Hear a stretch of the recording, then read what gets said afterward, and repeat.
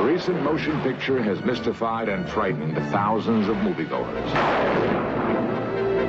Most people think the Amityville Horror is a good, scary ghost story.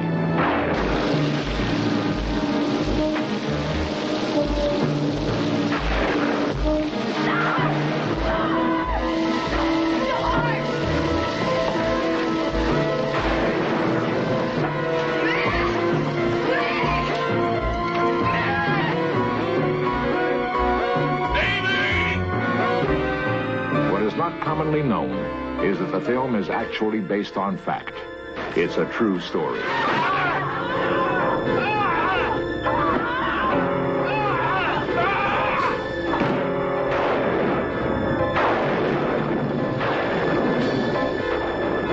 Was there an evil presence living inside this house? The House of Horrors is in Amityville, Long Island, an unlikely target for an evil curse. Amityville is a pleasant New York suburb. The name Amityville means town of friendship. The house that was for sale at 112 Ocean Avenue was a dream turned into reality for the family of George and Kathy Lutz. I described the house as charming the first time I saw it, because that's what I thought of it. Ian and I were saying, Kathy, do you believe this? And she said, no, I don't believe this. It's a lovely house. We don't feel there's anything wrong with the house. The house is it's a happy house. It's a house to have a good time in, to have parties in. Everyone in the area knew that the year before, a family of 6 had been murdered here, so no one wanted to buy the house. The price was very reasonable. George and Kathy decided to ignore superstition and buy it.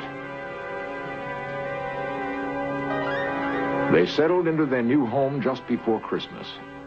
As is common with many Catholic families, Mrs. Lutz asked her parish priest to stop by and bless the house. This blessing began in the sewing room and seemed to set off a chain reaction which would jeopardize the lives of everyone involved.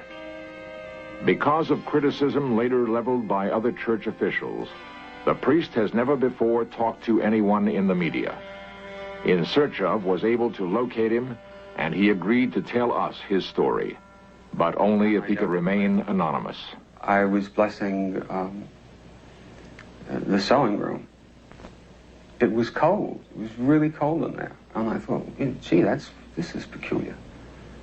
Because it was a lovely day out, and it was winter, yes, but it didn't account for that kind of coldness. I also sprinkling holy water. And I heard a rather deep voice behind me say, "Get out." It seemed so directed toward me that I was really quite startled.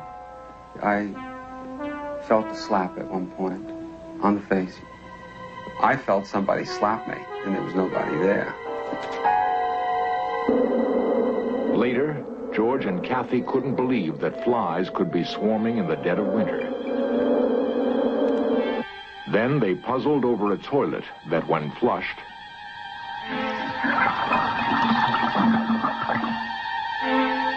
these and other events began to unnerve them.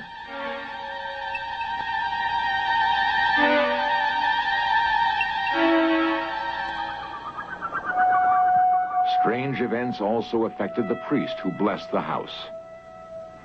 He discovered blisters were festering on his hands.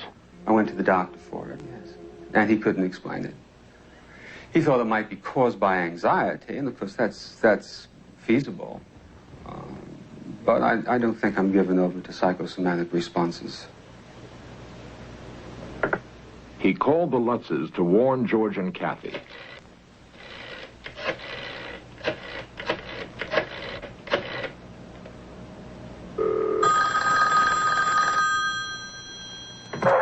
Noise interference prevented any communication. Kathy? He could never get through.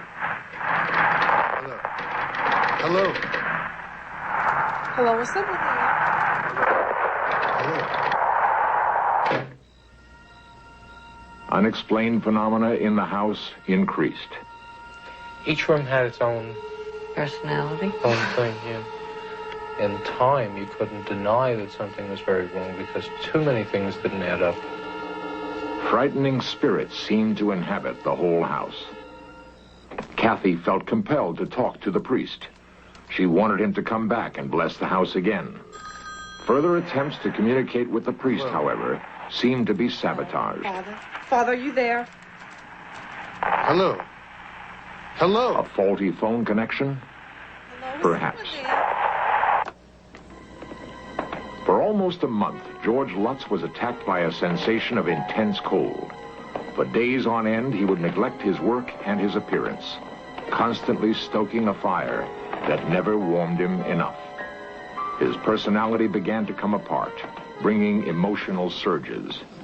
Confusion, anger misplaced because I would direct it at Kathy for no reason. Moodiness. I lost 20, 25 pounds there easily during that 28 days. I didn't eat. I didn't go to the office. My values were such that the only thing important was to keep warm and keep a fire going. Everything was very erratic. Our own behavior was erratic. George still believed he could take things in hand and cope with the unknown horror.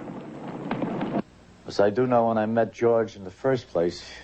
Jay Anson is author of the book, The Amityville Horror. He's an ex-Marine, built like a bull, and he's the type of guy who can handle any situation with his fists. He literally can. So that when he was approached with this kind of phenomena, he had no idea what he was coping with. None at all. He didn't even know the meaning of the terms in phenomena.